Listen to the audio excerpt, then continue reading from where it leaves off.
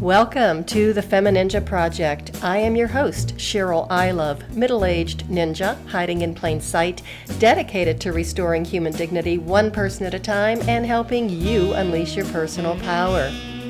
Discover that it's possible to look like a woman, act like a lady, move like a ninja, and think like a warrior. And remember, men are always welcome on the FemiNinja Project.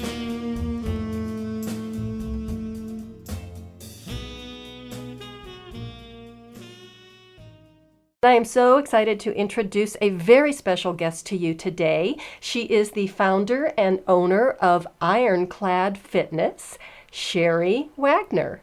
Hi, Cheryl. It's so Hi. great to be here. Tell us what you do. So I am a kettlebell instructor. So essentially, in a simple term, a fitness and nutrition coach, but I do specialize in kettlebell training. And kettlebells really are highly specialized. I did not realize that until I did hear you speak and heard more about your story. And one of the things that you tell people is, I don't know if it's your motto or whatever, but that you can unlock your true potential. And to say yes to yourself and to begin your own transformation. And to give yourself basically permission to be able to do that. And I would like for you to tell us about your own personal transformation because your story is just incredible. Oh, thank you. So basically, I was never fit. I was never athletic. I wasn't that kid who played sports all the time, or I didn't even play on the monkey bars, for God's sakes. I was literally I was a really girly girl, actually. Oh, that's a good thing. We like girly girls. All that stuff would make my cute little dresses dirty. So I was just completely inactive, basically. Mm-hmm. And then as I was approaching, I'd say like my late teens, early 20s, I was getting a little bit interested in fitness. You know, my parents bought a weight machine at the house, and do you remember the 20-minute workout from the 80s? I think so, but I really don't follow stuff like that because okay. I'm kind of allergic to things like that. And, just the thought of doing it makes me break out in hives. I was hiding behind the ballet bar. That's what I was doing. Oh, yeah. Well, it was for anybody in our age bracket. They might know what this workout was about, but it was just on network TV. Mm-hmm. Every day it played, and it was a 20-minute, just aerobics kind of workout. Mm-hmm. So I did that for just a little bit. Mm-hmm. But I would always sort of dabble in something, and then I would get bored, or I would get hurt, or something would happen and kind of get me out of it. Okay. So that, was kind of always the case. So that was kind of like your habit, your MO, is that you would try something and then it just didn't work out, it didn't hold your interest, or you would get hurt, which is even worse. Yeah. But before we go on, I do want to say thank you so much for putting me in the same age group that you are in. So that's really pretty cool. I really do appreciate that. So then what happened? Did you just give up? Did you just think that, fitness is something you were never going to be able to enjoy? Well, I just kind of never thought about it one way or the other. It was never really a priority in my life. Mm-hmm. And, basically until all of a sudden it was. Mm-hmm. And really the catalyst for all of that was, I was in my early to mid 20s, I think, or 25, 27, something like that, when I had my first herniated disc in my neck. Oh. And then, just chronic pains were kind of popping up. Okay. And I always thought, well, why am I having knee pain if I don't do anything? Why am I having back pain if I don't do anything? And what I didn't know at the time was it was because I wasn't doing anything. But, I had funny all how of that these, happens. Right? I had all of these aches and pains, and you were in your 20s. Well, at this point now, I was kind of getting into my early 30s. Okay. And then in my early 30s, I started gaining weight and was eventually diagnosed with polycystic ovarian syndrome, also known as PCOS. Uh-huh. And, you'd think like all of this would kind of be a catalyst for me, but it still wasn't. Mm-hmm. And then after we moved to Denver, I was about 36 or 35 or something. One of the times that I was on again at the gym that we went to had a traveling DEXA machine come in. Okay. And they were selling really reasonably priced body fat and bone density tests. Okay. And my grandmother had osteoporosis. Mm-hmm. She had a pretty severe case of it, I would say. I mean, literally, an aide at her nursing home took her hand to assist her out of a chair, and her wrist shattered. Oh, that's just horrible. Yeah, it was really, it was kind of hard to watch. That's really hard to watch. Yeah, just like literally her bones were just gone, just so brittle and like Swiss cheese. It was... Out of all of the things that I'm afraid of, and the list is pretty long, osteoporosis is one of them. And the thing is, it's so preventable. It can be preventable. And of course, some people are more predisposed than others, but that there are things that you can do and steps that you can take. So was that one of the motivating factors for you? Well, it took a little while. So this is the whole thing. Like, it kept taking a little while. But basically, with my grandmother having osteoporosis, I wanted to get tested for it to see, what my risk factor was and all of that. And at the time, DEXAs were kind of, I think, still a little bit new. And my doctor kind of poo-pooed the idea. And really? Well, he was talking about the old ankle test, saying, there was like a little ankle pinch test that they used to do to test bone density. And he said, well, there's no studies on people your age bracket. It's really not indicated until you're much older. And never told me about a DEXA scan.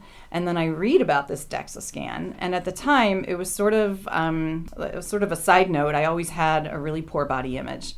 And it was sort of my constant quest to be as lean as I could be, because thinking that would help me like my body more.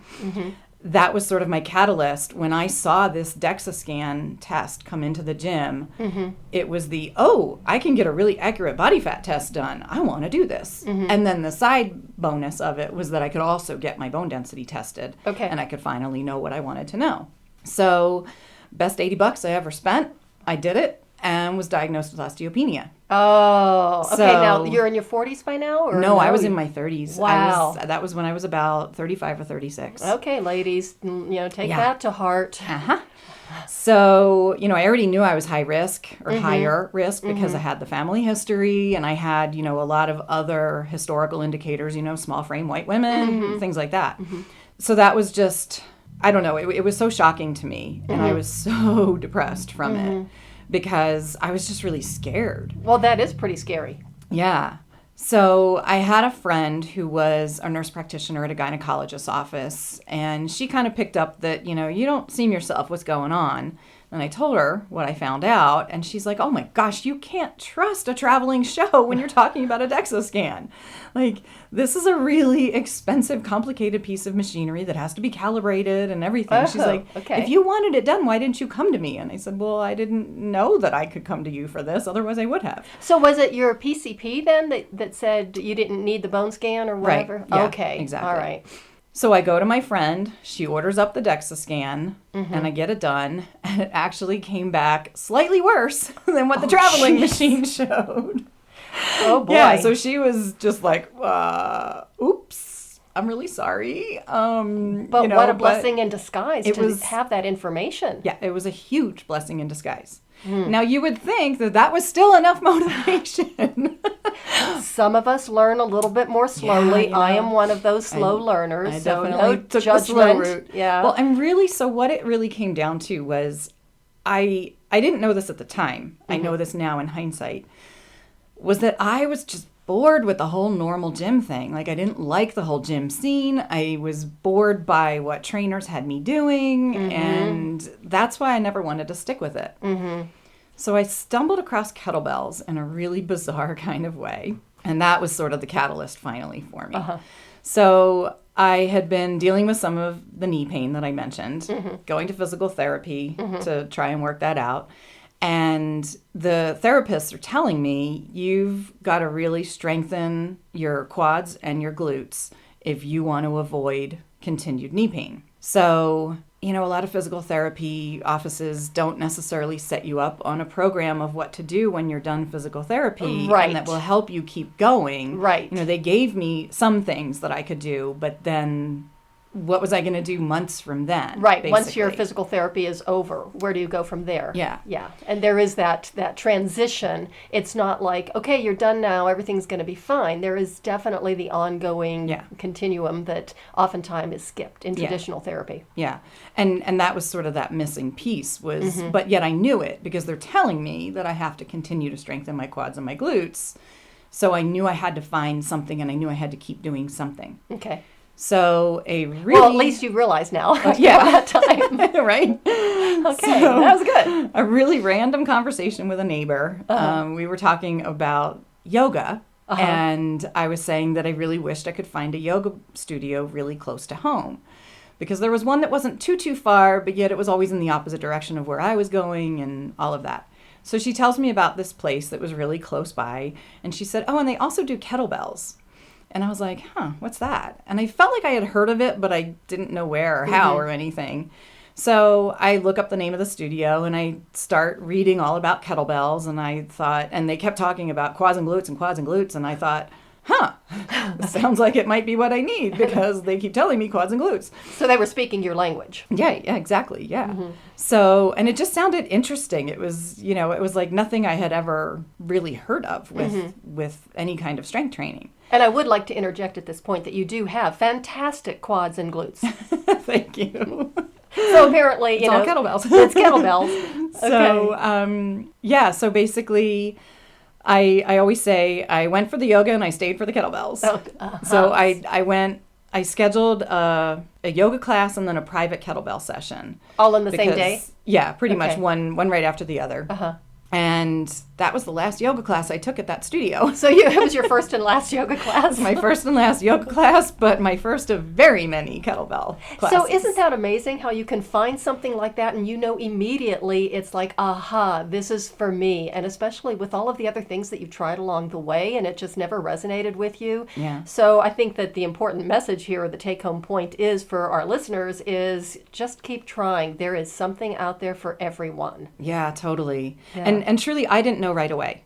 A lot of kettlebell people, the real enthusiasts and trainers, kind of know in their first lesson, oh my God, this is it. This is everything. I did not actually know that. It took me, I was interested enough to want to go back. Well, because that's a start. I knew enough to know, like, okay, this is one lesson. I can't go on one lesson. I've got to see what else there is. And it just, like, it was sort of always moving and changing kind of in that there was always more to learn and always more to try and get better at. So the style of kettlebell training is called the Russian hard style of kettlebell training. And I personally hate the term hard style because people like it sounds really intimidating. Ooh, hard style, It sounds intense. Yeah, and I mean, it is intense, but not in that kind of way. So hard style encompasses the use of tension and the use of sort of the balance between tension and relaxation and when to use each within any given exercise. Okay.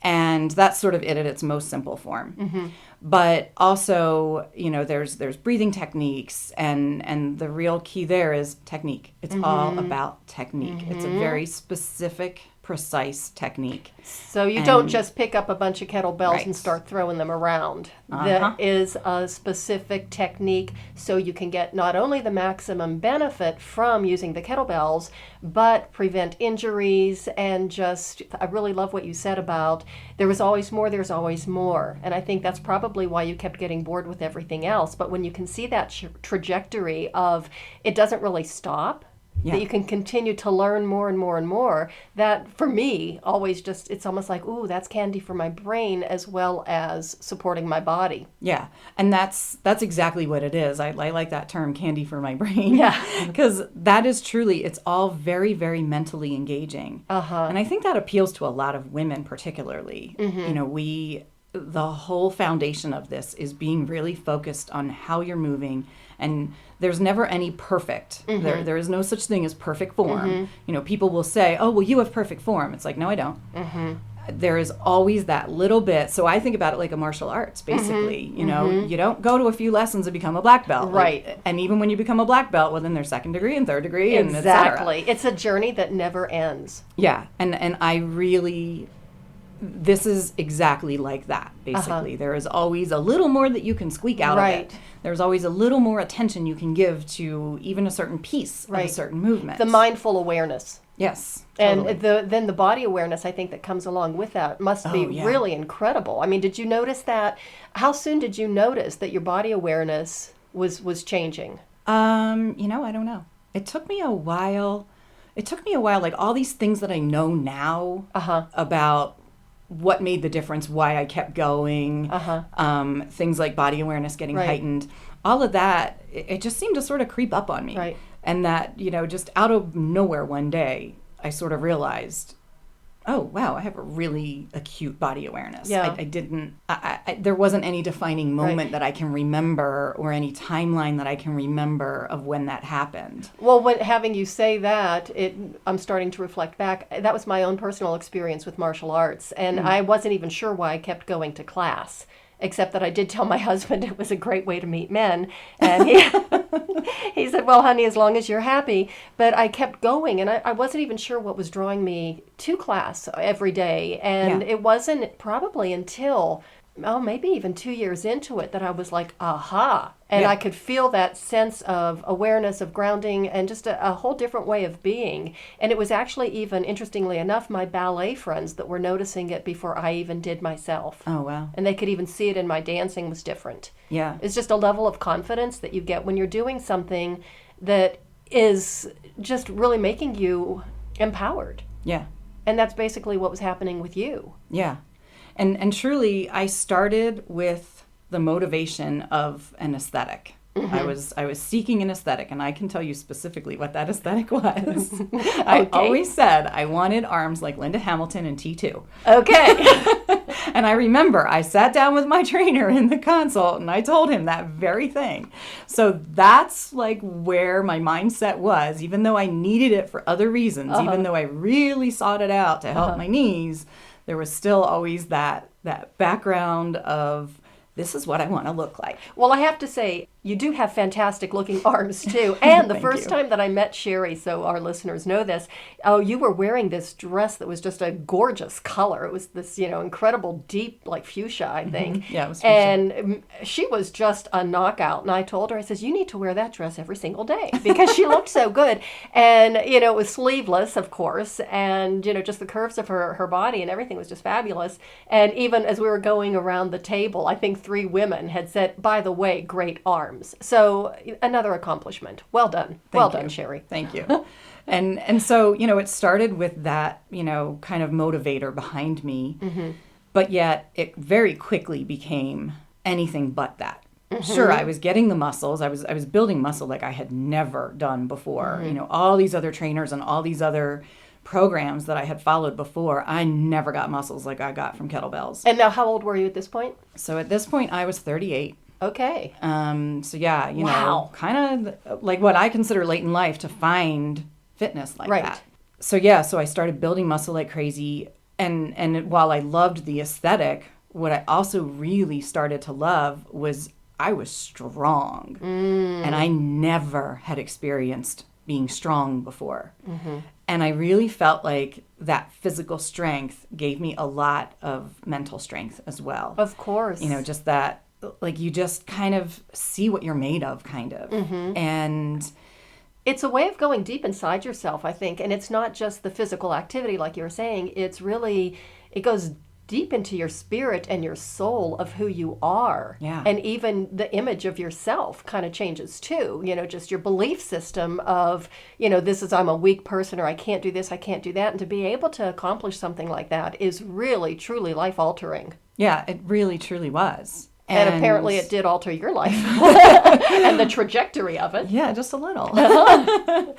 Yeah, so truly, the transformation wasn't just, there was a physical transformation I went through on the outside, an aesthetic transformation. Like, I would have never thought that my body could look the way that it does. And yet I wasn't training for it to look the way that it does. So I wasn't doing traditional types of bodybuilding or any of that.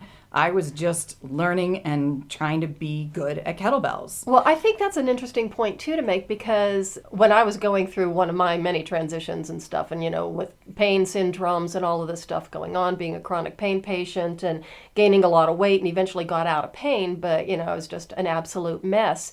And I started to change my focus from trying to get back into shape just to try and feel good. And instead of thinking about how I looked, I started to concentrate on how you feel. And I think when you do that and you stop looking at it from an external sense and just taking it a little bit more internal, that's really when things start to change. Yeah, completely. Yeah, so true. And that's really what happened. Everything sort of shifted in terms of my goals and what I was seeking. And, then it was no longer about how I looked. It was truly that, how I felt. And I really feel like kettlebells and feeling good for the first time and feeling strong for the first time were the catalyst for me to then be more concerned with my health from a nutrition standpoint. And I really started, getting much more deep into nutrition and, just eating. Like before, I thought I would eat well, but really all I was doing was following a diet. And this really kind of got me into looking at the quality of my food that I'm taking in and the quality of my nutrients and just going like so much deeper into all of that. Because there is so much more, isn't there? Yeah, there really is. And I don't think I would have found that nutrition piece had I not first found the kettlebells and seen the results that I started to see from that. So when did you decide that you wanted to be an instructor? So that also was not something that I had really planned. I just love these little surprises and these little gifts that just, we don't plan on, and all of a sudden it's like right there. Okay. Yeah, that's exactly how it happened. So pretty much the whole time that I was doing kettlebells as the student, I was unhappy in my job and knew that I wanted to change careers. I was in the fashion business. I worked as a designer, and everyone always thinks, ooh. Yeah. But it's a glamorous job, huh? It's a hard job. It's really not that glamorous. Yeah, I can see that. There's a lot of competition. There's a lot of cattiness. There's a lot of drama. There's a lot of stuff that I didn't like. Well, no wonder why you like the polka dots, because their motto is no drama. Yeah. So ladies, check out the Polka Dot Powerhouse. Yeah, we'll have to tell them about the December special coming up. Oh, yeah, okay. So really that whole industry kind of suddenly started feeling really frivolous and shallow and superficial. Yeah, and like what am I doing here? I'm making shirts for people. Like what kind of contribution am I giving? Like nothing. It just didn't fill my cup any longer. And I knew I wanted to do something different. And at one point, this was the conversation with the neighbor about the yoga studio. At one point I said, well, maybe I'll open my own yoga studio because there isn't one. And then I thought, well, I don't know how to teach yoga. How would I do all of this? And, so that was really how that conversation started initially. Funny. So I was looking at everything across the board of what am I going to do next? And initially, never once did kettlebells really cross my mind. And yet all of a sudden, I went into my class one day and, my trainer's sitting there. He came from corporate and made a total career change as well. Okay. So, and kind of a similar background, like no prior history with training. It's not like he was always a trainer and then started specializing in this. So, he comes in and he just notices that I am just, just totally drained. And I remember saying to him, they are sucking the life out of me. Yeah. And there's a really funny butt to that whole thing, but I'll get to that later. Okay. So, and he just kind of sits back and he's like, yeah, I don't miss those corporate days at all. And at first I was thinking, God, you stink. I know. Didn't you want to slap him? Yeah, like, shut up. Go ahead and rub it in. Thank you. But he didn't mean it in that way. He meant it like, this is the life now, you know? And I don't remember if it was in that very moment or if it was a little bit later, but all of a sudden this light bulb went off. Like, wait a minute. He did this. He made this switch. He didn't have this experience. I can do this too. And I was in counseling at the time to help me, work through all kinds of stuff, but partially a big part of it was, well, what am I going to do? And I sat down in my next counseling session and I said, I think I might have it. And she's like, well, tell me. And so I told her about it, and she knew about kettlebells. She had seen my arms and asked what I was doing. And, so she knew about this. You are a walking advertisement for your business, which is wonderful. Thank you. So she, she said, for the first time in a long time, as you were talking about this, I saw a light in you that I hadn't seen. Wow. And she's like, yeah, I think you found it. I think this is what you should do. Mm-hmm. More like, well, I agree. This is what you should do. So I sat down with my trainer and we had a long lunch and talked about, how do I do this? How do I go and accomplish this? And it's a weekend workshop that you go to, but you have to prepare for this weekend workshop. You don't just go and do it. You have homework before you even start. You have homework before you even start. It takes the average person about 6 months to train and be physically ready for this weekend workshop. And it is still grueling. Wow. It's not as grueling anymore. They've lightened up on some of the physical grueling parts of it because they realized that they were like kind of breaking people down. And that's just a whole nother big story. Yeah. But basically, at the time that I got certified, it was still what we call the old RKC. Oh. And just really like, it was killer. It was killer. And it was mentally and physically killer. Right. And part of it is there no longer is, there was kind of a mindset of break you down to see who's got it, like what you're made of. Yeah. Very like militant kind of, boot campy things. And there were people that had been in the military that compared it to boot camp. So it was that kind of thing. Yeah. So pretty much I trained for 6 months to be ready for the cert, to pass the cert. I actually didn't pass it at my certification. There was one test that I missed that I had to retest. Was it the physical part or? Yeah. Okay. Yeah. So they put you through their strength tests and with there's like a strength and endurance test and then technique tests.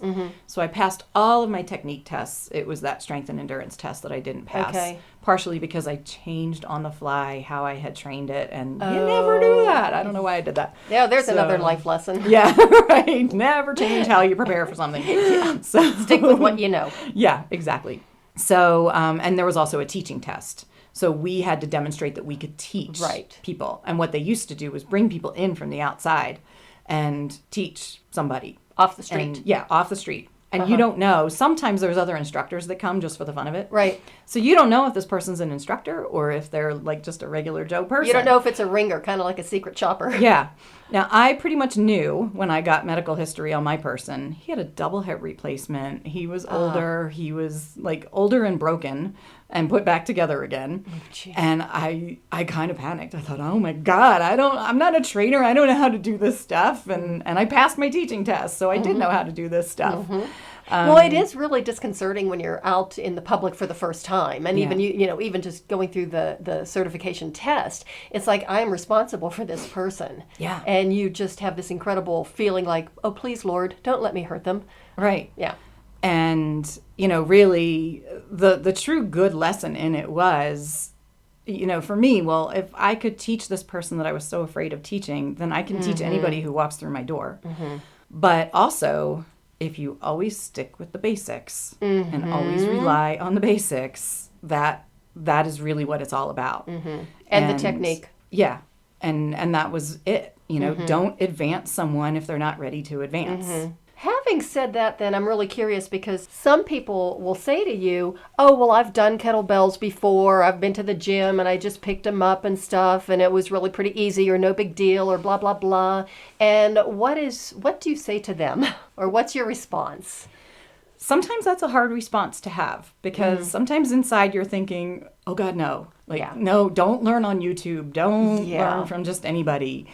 But, you have to be more gentle with people. And I didn't always used to be that way, I will tell you. I used to just flat out say, oh, God, no. How'd that work out? Yeah, didn't go over well. 3 guesses how that worked out. Well, since you stopped doing it, I can tell. Yeah, we can talk about that now. Yeah. So sometimes it is a hard conversation to have. Right. Because yes, that piece of me wants to like protect people from doing things wrong, or to help them. To make them, to make sure that they're not getting injured, right, and things like that. So, which is basically a noble intention. Yes. It's just sometimes people don't want to hear it, or you have to be careful in the way you deliver it. Right. Yeah. Yeah, it's like any other type of advice that's unsolicited that you're trying to give. I guess the key word there is unsolicited, yeah. Yeah. So, in the case of I learned from my trainer, I will sometimes ask, do you know if your trainer is certified specifically in kettlebells or trained specifically in kettlebells? Because there is a difference. And with that said, there are different styles of kettlebell training. So there's a style called Gyria Sport. Some people call it the soft style as opposed to the hard style that I mentioned. There's also what is called the American style. It's what you often see in CrossFit. Okay. And I used to have the mindset of, oh, all that stuff is bad and it's wrong and all of that. But it's really not that. It's just that it's a different style. And how we teach the Russian style is very specific, just like how they teach Gyria Sport is very specific. And they have different goals in mind. And they have different results, kind of. So, and I don't know much about the American style, as they call it, the CrossFit-like style. And we call it CrossFit style just because that's kind of where you see it the most, but it's not really its own style necessarily. But with hard style, like I really believe in hard style for some very specific reasons. And that's why I don't teach the other styles, because it's just what I believe in. And I feel like it is the safest method that I can teach just anybody off the street. And we have progressions that we use, and we have regressions that we use. And then we have corrective drills that we use, and things that really help people move their best. So it all kind of comes down to this core movement foundation. And if you're not moving very well in step A, we're not going to proceed to step B because it's not going to be safe. Right. So we will stay at step A until it's time to go to step B. So it's very sensible in the progression. Yes. And that's what I really like about it. That and these tension techniques that we use, I feel like they provide the highest level of stability in the body. And, when you're engaging all of your muscles as you're moving a weight in any range of motion, I feel like it's the safest way that you can move weight. Well, it's like a lot of different, like Pilates and yoga and anything else. There's a lot of different styles. And, when you find one that fits for you and makes sense for you, it calls to you. And that's the one that you just really stick with because you know it. And you know what the results are for you, and you know what the results are for your clients. So when did you open up you have your own gym? It's beautiful. Thank you. In, where are we? Southeast Denver? Yeah. Yeah, okay. That's good to know because I kind of live right around the corner. It's a beautiful gym. And tell us just a little bit about the gym, about your classes, and even, some of the types of clients that you do work with. Okay, so I opened up here 6 years ago. I've been certified since 2009, so almost 10 years. I can't believe it. Yeah. Time does fly. Yeah. I started out just doing like in-home personal training and tried to do group classes in my home, and then I rented space from another personal training gym for a little while before opening here. So I opened here little more than 6 years ago, and I don't know. I love my space too. Thank you. It's your home away from home. It kind of is. And it really does reflect you just with the colors and, the way it's decorated and stuff. And it's a fun place. So I really encourage people to check it out. Thank you. So let me see. Where are we? Well, and I didn't answer your question about classes. Oh, continue. Do we want to? Yes, absolutely. Okay. So my classes I do group classes.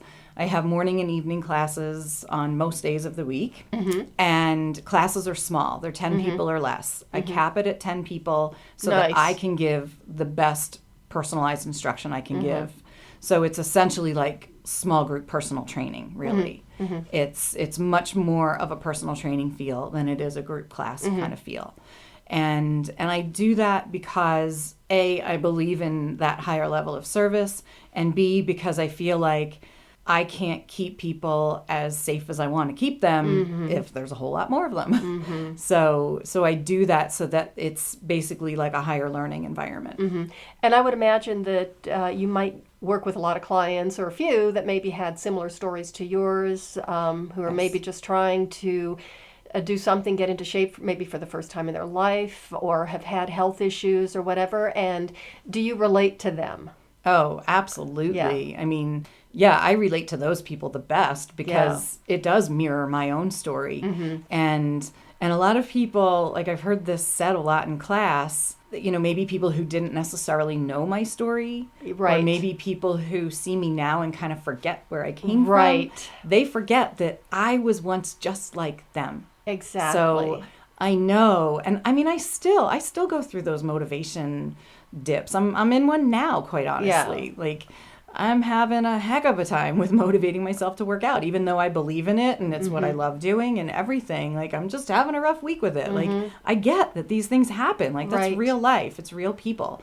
And the ebb and the flow. Yeah. And, and I remember what it's like in the beginning. You start working out and you're doing all these new movements and all these new things with new weights, etc. And you're sore. Right. And you're tired. And you're like, oh, God, I don't want to go back. But, you... And am I ever going to get the results that I want? Am I ever going to feel good? Yeah. So I can totally relate to that because I was that. And really, when you think about it, it wasn't all that long ago. Right. I was in adulthood. It's not like I was a young kid or a young adult when I found all of this. It's been a long time, but yet it hasn't been that long. Right. Yeah. No, I can relate to that. I understand totally. And even just to a point to make, when you're working with people, and because you do keep your class size small, I'm sure that you have regulars and that they kind of have like a bonding. Yes. In the class, with you, with each other, with the kettlebells and stuff. So it's like a little community.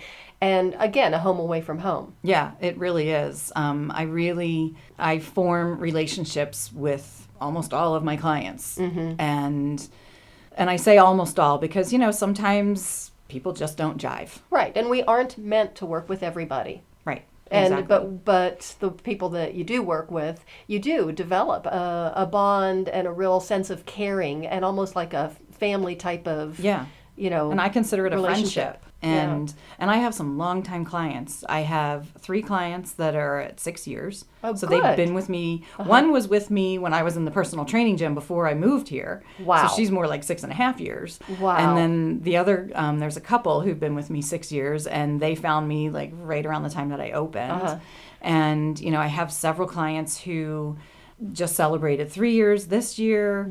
At some point during this year, I think it's 3 or 4 people were at 3 years. There's some that were already at 3 years. I mean, I've had a lot of longevity that way. Well, and I was on your website and I saw some of the testimonials and some of the pictures and the transformations of some of your clients, and it's absolutely just remarkable, and it's really inspiring. I mean, it's just really, to see that kind of a change, and to know that no matter, how stuck you are, whether it's in a physical state or, maybe an illness or just emotionally or whatever, it's not going to last forever. That there are ways, there are methods to be able to recover from that.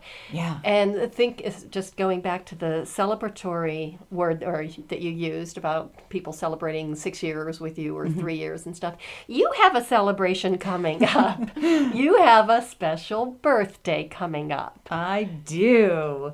I am going to be 50 in less than 3 weeks, I think now, or just about 3 weeks. I don't know. On the 24th. Oh my gosh. So, okay, I've got a little tear in the corner of my eye. I'm going to have to dab it away because 50, I think, is a magic number. Once I turned 50, it was like life got so good and so much better than it ever had been before. Of course, my 30s were really horrible and my 40s were even worse.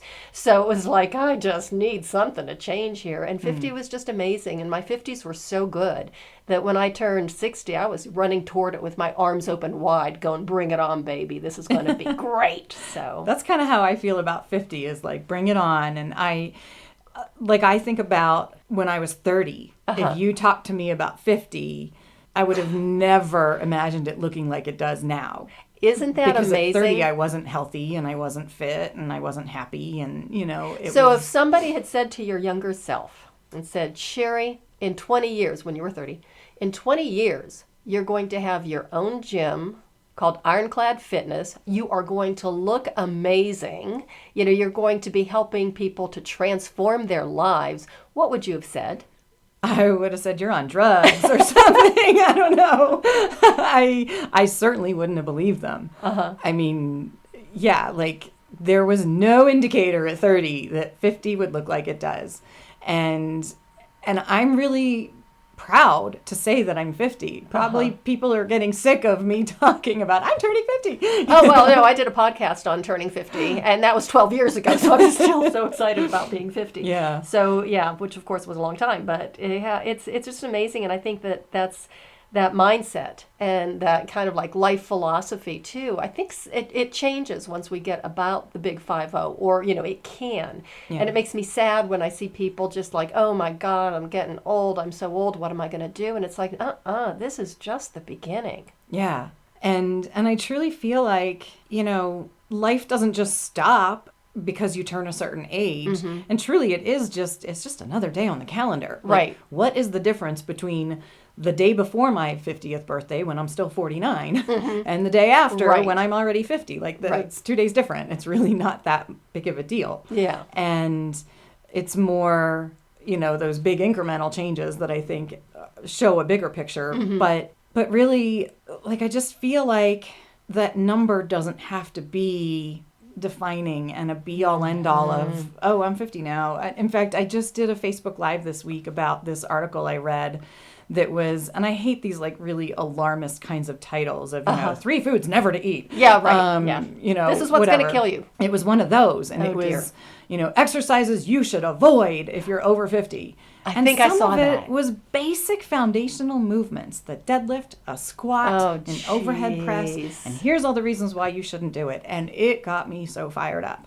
Because really, when you think about it, so they say you shouldn't do this over 50. Okay, so again, what's the difference between, the day before your 50th birthday and then all of a sudden you turn 50 and you're supposed to stop doing these things? Right. No. And it's functional. It's very functional movement. If you can't squat, you can't sit in a chair. You can't pick something up. Yeah, and if you can't reach overhead, how are you going to get those dishes out of the high cabinet? It's so silly. Exactly. But I think that there is a lot of misinformation out there. I mean, that's why I wrote the book that the Forever Fit and Flexible, was because there's so much misinformation about the quote unquote aging process. And, it's almost like society or, whomever is trying to put us in a box and tell us what we can't do. Yeah. And that fires me up more than anything else. Go ahead and tell me what I can't do. Right.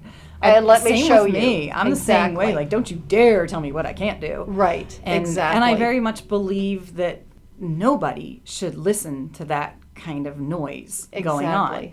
You can do whatever you set your mind to do. I referenced Ernestine Shepherd. I don't know if you know who she is, but she started lifting weights at the age of 56. So if she had listened to that article, well, she would have never done this.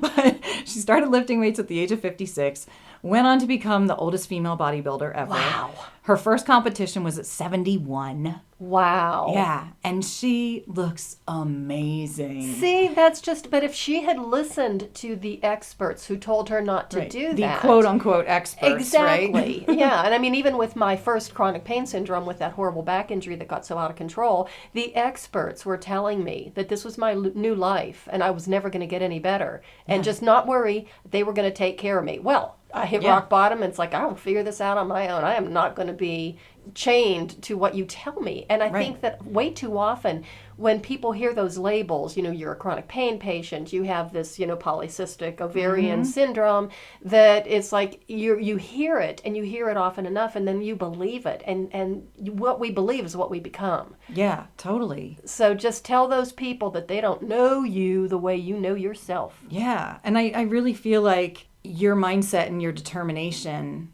is really what what it all comes down to. And I mean, I had the Absolutely. same thing. I was told, well, you have osteopenia, you got low bone density, it's never going to get better. And don't And I worry proved about them it. wrong. Yeah, once you get osteoporosis, we'll put you on some wonderful drugs that have horrible side effects. Yeah, exactly. Yeah, but that's it. You proved them wrong. Yeah. And we kind of didn't even mention that, really, that I reversed my osteopenia. Not in my hip, I will say. My hip is held steady, but that's still good. I'm happy with it holding steady.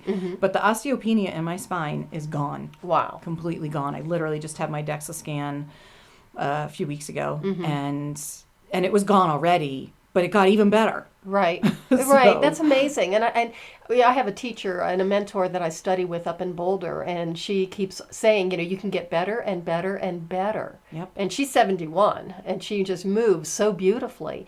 So I think that if you listen to society and the experts of, well, this is what's going to happen to you. We're going to tell you what you're going to, what you can't do. You just sit there and we're going to take care of you. Don't listen to them. Yeah. Yeah. anyhow, I really that's- believe so much of that can be in your own hands. Yeah, exactly. And you just have to, Take charge of your own health and your own life. yeah. Right. And truly find the right thing again. Okay. Kind of going back to that Right. theme of finding the right thing that works to make that change, whatever that change is. So speaking of finding the right things, how can people find you? People can find me at ironcladfit.com. Okay. So that's my website. I am located at 2171 South Trenton Way, Okay. Suite 225 to be exact. Okay. And that is in Denver. Okay. So, or email me, Shari, it's Shari, Okay. at ironcladfit.com. Okay. Or phone me at 720-900-IRON, IRON, or 4766. Excellent. Okay. Shari, thank you so much for being with me today. Well, thank Your you. story is just amazing, and it is so inspiring and just so uplifting and encouraging. So if anybody has any questions or they want to try kettlebells, do give her a call, because taking care of your health, taking care of your wellness and fitness, and taking charge of your own life is the way of the FemiNinja.